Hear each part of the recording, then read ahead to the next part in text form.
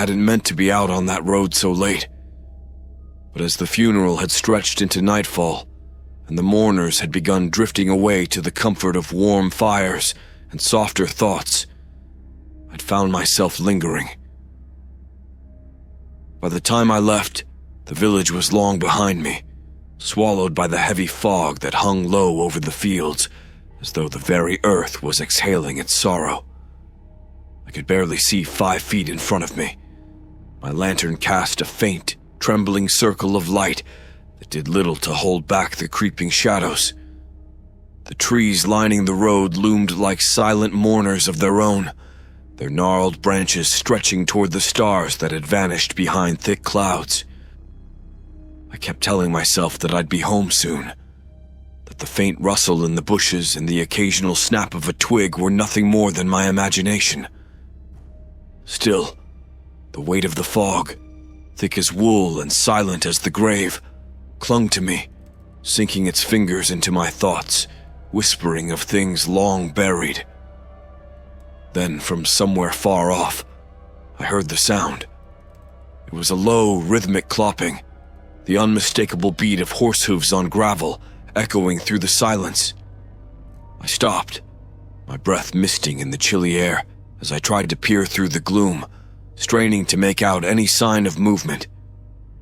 But the fog was impenetrable, a gray wall that swallowed up everything beyond a few paces. The sound grew louder, and a shape began to emerge from the mist. A large, dark carriage loomed into view, drawn by 2 massive black horses, whose eyes glinted faintly red in the lantern's dim glow. I could see a driver hunched on the seat, cloaked in heavy, dark cloth from head to foot, his face obscured by the shadows of his hood. The carriage rolled to a slow stop in front of me, and for a heartbeat, I felt the urge to turn and run back the way I'd come. But some terrible magnetic pull, held me in place. The driver lifted a gloved hand and gestured silently toward the carriage door.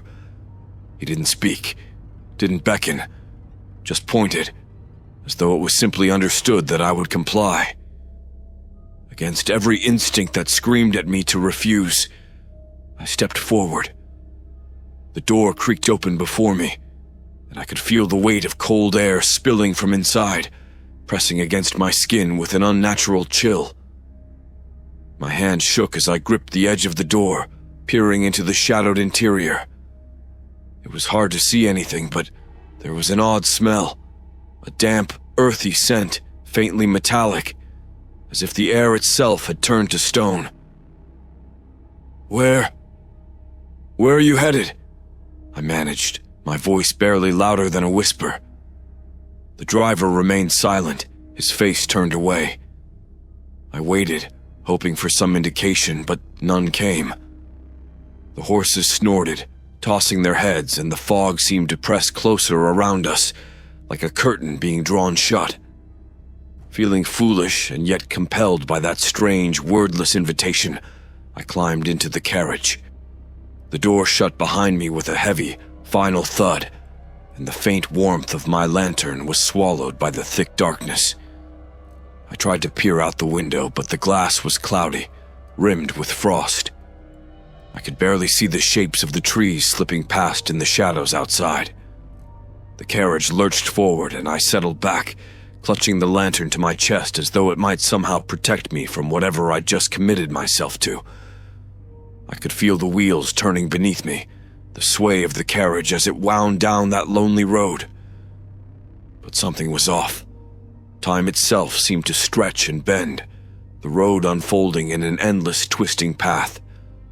A faint, unsettling murmur began to echo through the carriage, just on the edge of hearing.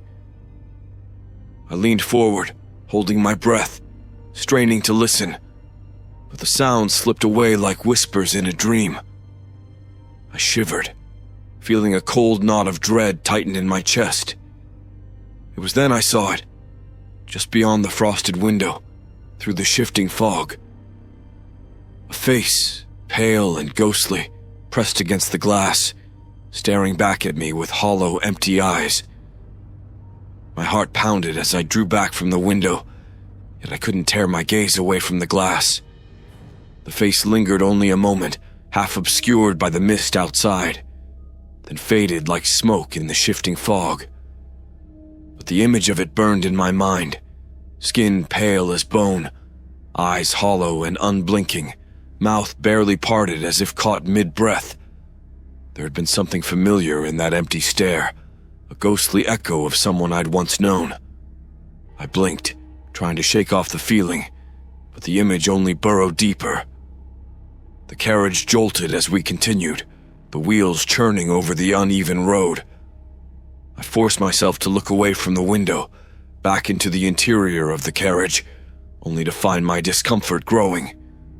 The smell inside seemed to thicken, that strange metallic tang I couldn't quite place, filling my lungs and settling like cold lead in my stomach.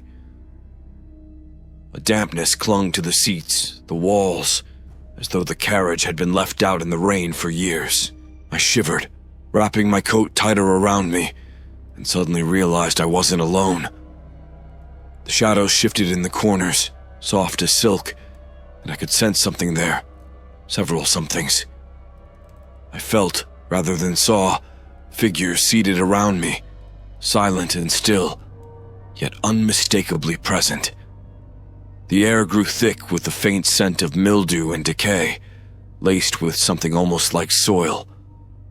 My hand trembled as I raised the lantern, casting a frail circle of light across the seat beside me, but the shadows only seemed to deepen, shifting away just out of reach. With every turn of the wheels, the presence grew stronger, pressing in on me from all sides, crowding my thoughts. My skin prickled as if with the weight of countless unseen eyes, observing, watching, yet never moving. Whispers, so faint I could almost believe I imagined them, began to weave through the air. I couldn't make out words, only the muted rise and fall of voices. They wove together in an endless, murmuring loop that made my skin crawl, words lingering just beyond understanding.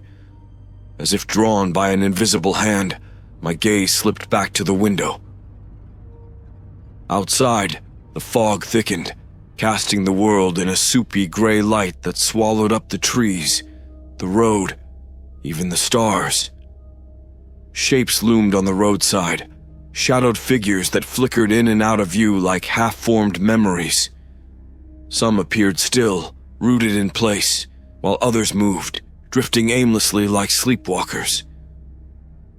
My breath hitched as I recognized one, a stooped, frail figure in the dark, her thin shoulders wrapped in a shawl I'd seen countless times in childhood. It was the exact same shawl my grandmother had worn. She had died years ago, but here she was, wandering the road in silence, her face a pale blur in the mist. I shut my eyes tightly, forcing back a surge of panic. This had to be a trick of the light, a strange reflection cast by my own thoughts and fears. And yet, I could feel them. The spirits pressed in closer, their voices gathering strength, swirling in a soft, hungry chorus. With every passing moment, the boundaries between them and myself seemed to blur, my own thoughts tangling with fragments of memory and yearning that I could swear were not my own. The carriage slowed, and I seized the moment, pressing my face to the window, searching for any sign of escape. But the landscape outside had changed. We were no longer on the road I knew. The forest had thinned to bare, skeletal trees that clawed up from the earth like bony fingers, twisting toward a sky smothered by clouds. Beneath them, the ground was littered with strange mounds, each one marked by a rough-hewn stone. Graves. Rows upon rows of them, stretching as far as the eye could see. Panic clawed at my throat as I pounded against the window. "Driver!" My voice cracked, and I heard my own desperation, raw and loud in the silence. "Stop the carriage! Let me out!" But the driver didn't turn, didn't even flinch. His cloaked form hunched over the reins as though he hadn't heard a sound. I sank back into the seat, the hopelessness settling in like the chill of frost creeping up my spine.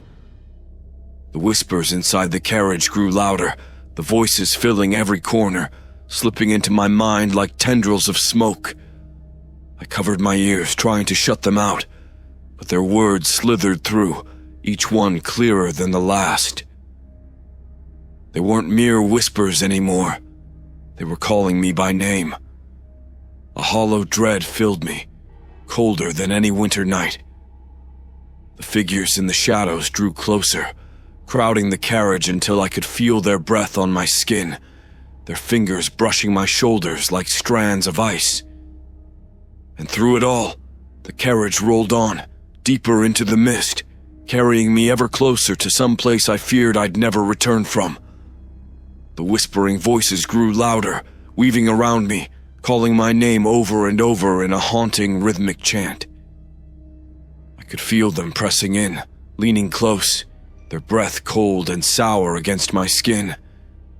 I gripped the edge of the seat, my knuckles white as I braced myself against the tide of panic that threatened to pull me under. My mind screamed for me to look away, to shut my eyes tight and retreat into my own thoughts. But something about the whispers was familiar. Each voice felt like a distant echo of someone I'd once known, a forgotten fragment of memory pulled back from the depths. And they weren't just calling to me.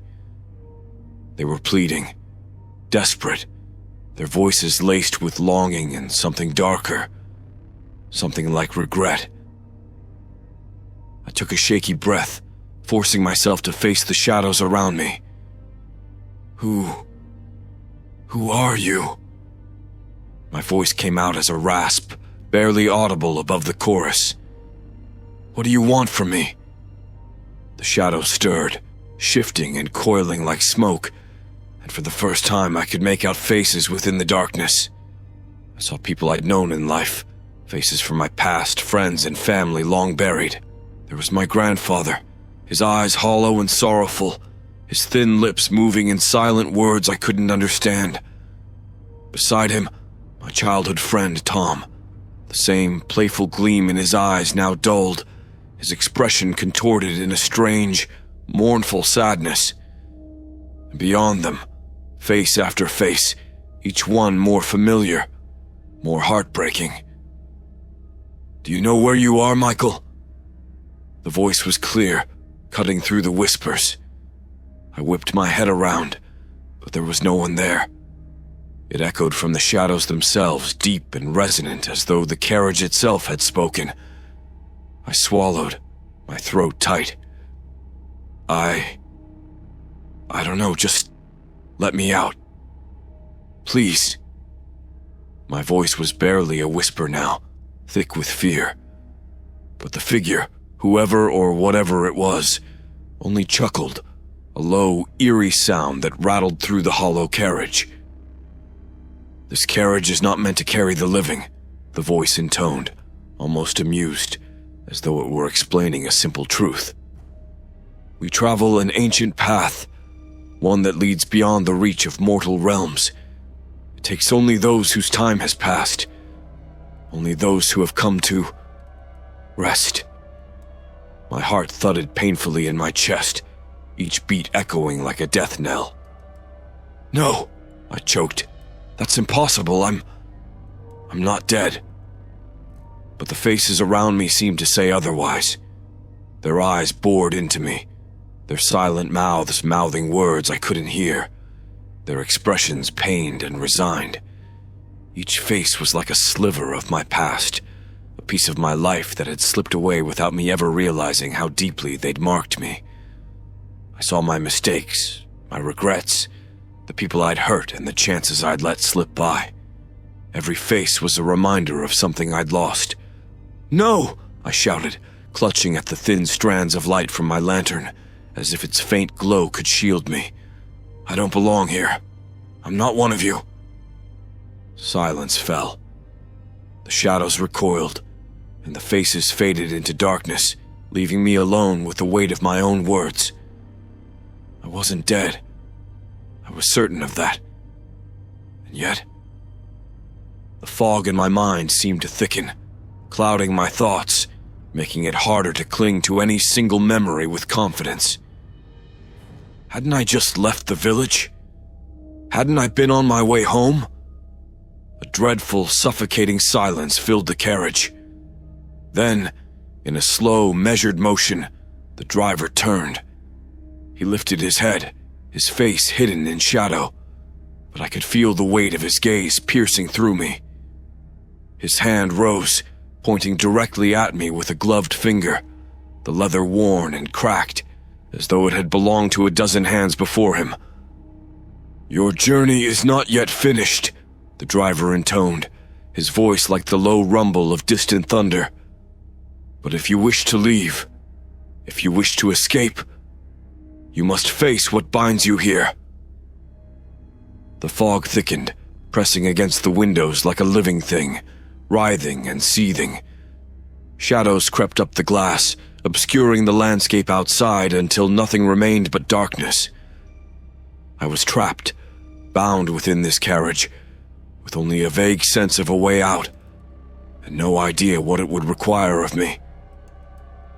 A thin, wavering memory surfaced in my mind, a story my grandmother had once told me about restless souls. She'd said that those caught between life and death could only find peace if they confronted their unfinished business, if they faced their fears and made amends. My hands trembled, my grip on the lantern slipping as a cold realization settled over me.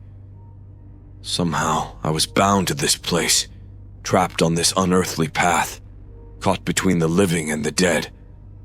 And unless I could unravel the mysteries of my past, unless I could come to terms with whatever sins held me here, I feared I might never escape. The carriage rattled on, and I forced myself to take a deep breath, steeling my nerves. If I was going to survive, I would need to face the specters of my own life. I sat alone in the carriage, the weight of the driver's words pressing down on me like a stone. "Face what binds you here." The phrase echoed through my mind, a dark and twisting mantra haunting me in that dim, suffocating space. The voices had fallen silent, the shadows retreating into the edges of the carriage. It was as if even the specters were waiting, expectant, for me to peel back the layers of my own past. And then, as though stirred by some unseen hand, the shadows began to shift. Faces emerged once more, each more vivid, each more hauntingly familiar than before. I clenched my jaw, my heart pounding as I met their gazes, unable to look away. The first face to solidify was that of my friend Tom, his form pale and half-translucent, hovering just beyond arm's reach. His expression was solemn, his eyes dimmed, a ghostly echo of the lively, reckless boy I'd once known.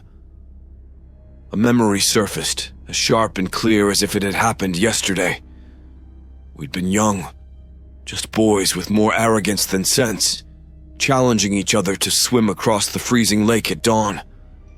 I dared him to jump, laughing, and watched as he dove headfirst into the murky depths. He'd nearly drowned that day. I'd pulled him out just in time, but I'd laughed off his terror, brushed it aside. I'd pretended not to see the fear in his eyes, the way he'd avoided water ever since. He had died years later, drowned in that very lake, alone and under strange circumstances.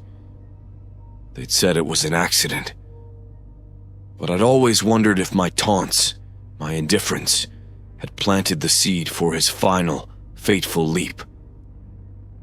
"Tom," I whispered, reaching out a trembling hand toward his apparition, but he only gazed at me with that same haunted look, his eyes deep wells of sorrow.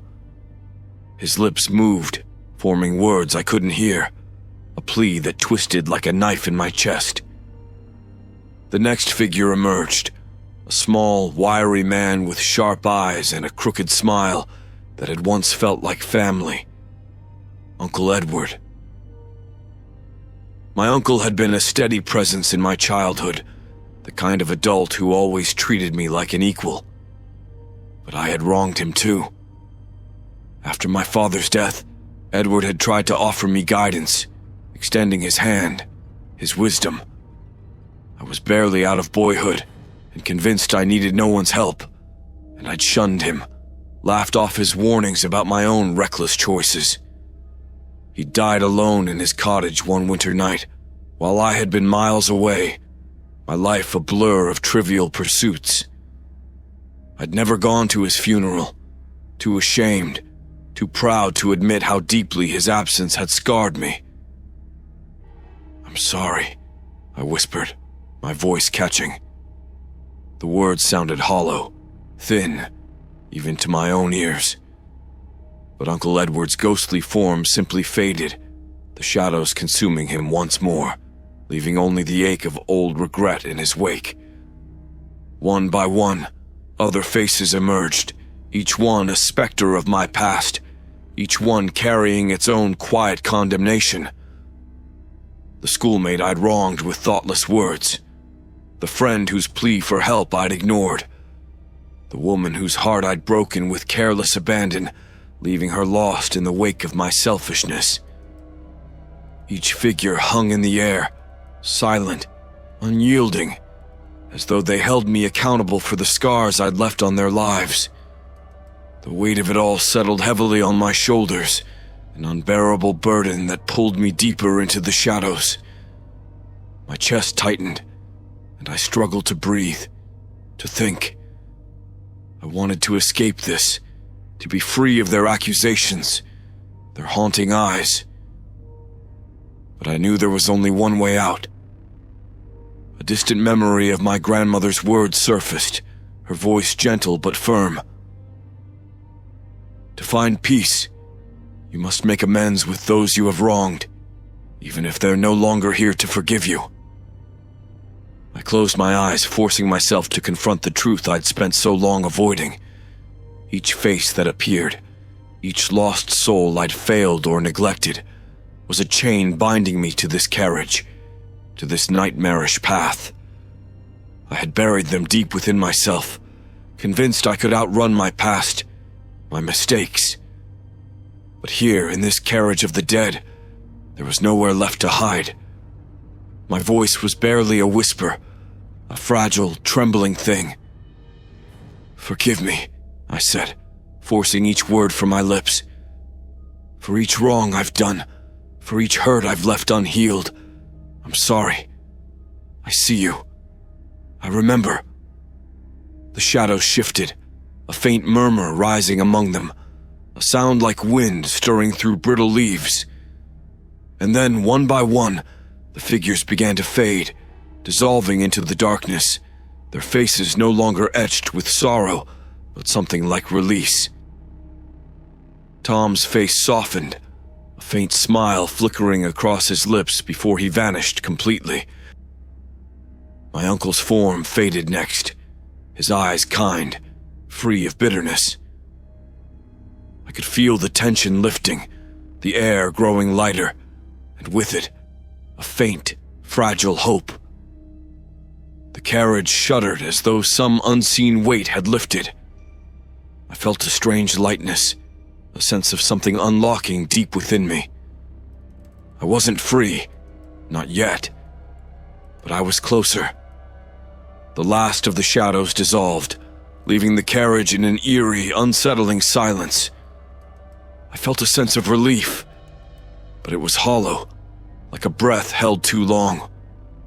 The faces had vanished, the weight of their stares lifted, yet a presence lingered, one that was darker, more ominous than the figures of my past. I looked to the driver who hadn't moved throughout my confessions, his cloaked form still and silent as a gravestone. But now, as the final tendrils of shadow faded, he slowly turned toward me, his head tilting just enough to reveal the edge of a pale, gaunt face under his hood. The eyes were hidden, but I could feel his gaze on me, heavy and unyielding. "You have freed them," he intoned, his voice a deep, resonant whisper that seemed to vibrate through the walls of the carriage. "But you are not yet free," A chill settled over me. I had thought, hoped, that confronting my past would be enough to release me from this nightmarish journey. But the driver's words shattered that hope, leaving me adrift in a sea of dread. I forced myself to meet his shadowed gaze, my voice thin and desperate. "What more do you want from me?" I asked, my voice cracking. "I've faced my mistakes. I've asked for forgiveness. What else can I do?" The driver's face remained impassive, his voice a low rumble. "Forgiveness was not theirs to give," he said, his words heavy with finality. "It is you who must let go. You who must choose to release yourself." A surge of anger flared within me, hot and fierce. "I don't understand," I snapped, the frustration boiling over. "Release myself from what? I've tried to make amends. I've tried to fix what I can. I've faced everything you made me face." The driver was silent for a long moment, and I could feel the darkness pressing in around me, thick and oppressive. And then, in a single fluid motion, he reached up and pulled back his hood. I felt a wave of cold terror wash over me. The face beneath the hood was mine, hollow-cheeked and pale, eyes dark and haunted. It was a twisted mirror of myself, a vision of who I might become, or perhaps who I already was. I recoiled, feeling my heart pound with the sick realization that this journey was not about escaping the past, but facing the future I feared. The driver, my reflection, my shadow, leaned closer, his cold, lifeless eyes piercing into me. "The chains you bear are of your own making," he whispered. "You cling to your regrets, your mistakes, feeding them with fear, with guilt. They have grown, taken root in your soul, binding you to this place." A horrible clarity dawned on me. All this time I had believed that I was carrying the weight of my wrongs, hoping that absolution from others would set me free. But it wasn't their forgiveness I needed. It was my own. I had shackled myself with guilt, with a refusal to let go of the mistakes that haunted me. And as long as I carried that weight, as long as I held on to my past like an anchor, I would remain bound to this carriage, to this endless road. The shadow of myself, the driver, watched me, silent and waiting. I knew what I had to do. I took a deep, shuddering breath, forcing myself to confront the weight I'd carried for so long. "I forgive myself," I whispered, my voice barely more than a breath, as though saying it aloud might make it real. "I released the pain, the guilt. I let go." The words hung in the air, fragile yet powerful, echoing within the confines of the carriage. As I spoke them, I felt a shift, a lightness, a loosening of the chains that had bound me. The cold grip on my heart began to thaw, and a warmth I hadn't felt in years blossomed within me, pushing back the shadows. The driver watched, his face, my face, softening. His expression turned almost peaceful, a ghostly smile flickering across his lips as he slowly faded, the cloak collapsing into a heap of shadows on the seat. The carriage began to slow, the steady rhythm of the wheels faltering, as though some great engine had finally wound down to a stop. Outside, the fog began to thin, the darkness lifting to reveal faint traces of dawn on the horizon. The air felt warmer, fresher, no longer thick with the smell of decay. I could see the path ahead, clear and open, no longer shrouded in mist. I reached for the door, my hand steady for the first time in hours, and pushed it open. The fog parted, and the road beyond stretched out before me, a path leading back to the living world. I stepped down from the carriage, feeling the earth solid and real beneath my feet. Behind me, the carriage began to fade, dissolving into wisps of shadow until it was nothing more than a memory, a lingering specter in the light of dawn. I took a final breath, inhaling the clean, sharp air, and began to walk, leaving the carriage, the fog, and the echoes of my past behind. But as I walked away, I couldn't shake the feeling that somewhere, in some distant, mist-laden realm, the ghostly carriage would remain, waiting on that haunted road for others like me. Lost souls clinging to shadows, seeking the one journey they couldn't avoid. And in the quiet, I could almost hear the faint sound of hooves retreating, carrying the echoes of the dead down that endless spectral road.